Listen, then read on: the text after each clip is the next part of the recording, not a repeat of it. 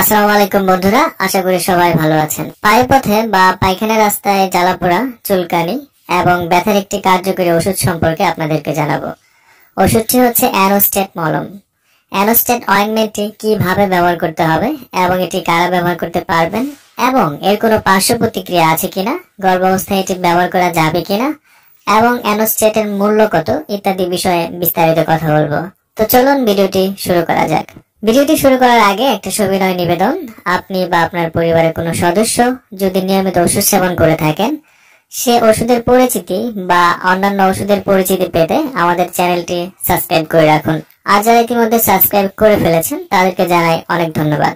সিনোকেন hydrochloride, hydrocortisone VP, neomycin এবং অ্যাসকুলিন এই চারটি উপাদানের সমন্বয়ে গঠিত অ্যানোস্টেট অয়েন্টমেন্ট। অ্যানোস্টেট অয়েন্টমেন্টটি বাজারে নিয়ে এসেছে বেক্সিমকো ফার্মাসিউটিক্যাল লিমিটেড। স্ক্রিনে যে মলমটি দেখতে পাচ্ছেন এটি 15 গ্রামের একটি টিউব এবং এটি শুধুমাত্র মলদানে ব্যবহার করার জন্য। তো চলুন এবার জানা যাক অ্যানোস্টেট অয়েন্টমেন্টটি কোন কোন সমস্যা হলে ব্যবহার করবেন। অ্যানোস্টেট অয়েন্টমেন্টটি সাধারণত পায়খানা রাস্তায় জ্বালাপোড়া করলে, পায়খানা রাস্তায় চুলকানি হলে বা একজিমা থাকলে অথবা পায়খানার রাস্তায় প্রচন্ড রকমের ব্যথায় টনটন করলে অ্যানোস্টেট মলমটি ব্যবহার করা হয়। আবার যাদের পাইলসের সমস্যা আছে বা পায়খানা রাস্তায় গেজ আছে তাদের চিকিৎসার জন্য ডাক্তাররা এটি লিখে থাকেন, অথবা পাইলস অপারেশনের পরবর্তী ব্যথায় ডাক্তাররা এই অ্যানোস্টেট মলমটি প্রেসক্রিপশন করে থাকেন। এইসব সমস্যা এই মলমটি জাদুর মতো কাজ করে থাকে। এবার চলুন অ্যানোস্টেট মলমের ব্যবহার বিধি সম্পর্কে জানা যাক।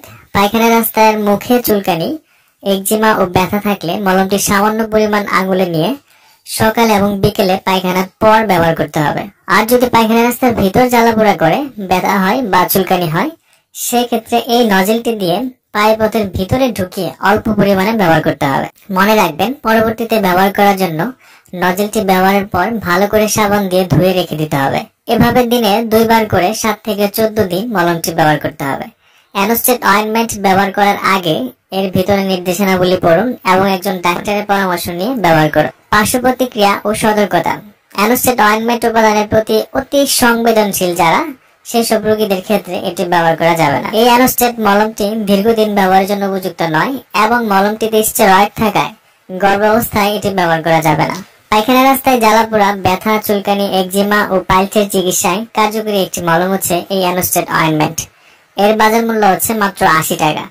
অ্যানোস্টেট অয়েন্টমেন্ট কেনার আগে এর উৎপাদন তারিখ এবং মেয়াদ উত্তীর্ণ তারিখ দেখে ক্রয় করুন এবং অয়েন্টমেন্টটি শুকনো স্থানে রাখুন এবং 30 ডিগ্রি সেন্টিগ্রেড তাপমাত্রার নিচে সংরক্ষণ করুন। আলো থেকে দূরে রাখুন এবং শিশুদের নাগালের বাইরে রাখুন। অ্যানোস্টেট অয়েন্টমেন্ট সম্পর্কে আপনার আরো যদি কিছু জানার থাকে আমাকে কমেন্টস করে জানাতে পারেন, আমি সেখানে উত্তর দেওয়ার চেষ্টা করব। অ্যানোস্টেট মলম সম্পর্কে জেনে আপনার ভালো লেগে থাকলে ভিডিওটি সাবস্ক্রাইব করবেন এবং সকল ওষুধ ডাক্তারের পরামর্শ নিয়ে সেবন করবেন। আজকে এই পর্যন্তই, আগামীতে আবার দেখা হবে। সেই পর্যন্ত ভালো থাকুন, সুস্থ থাকুন। ধন্যবাদ।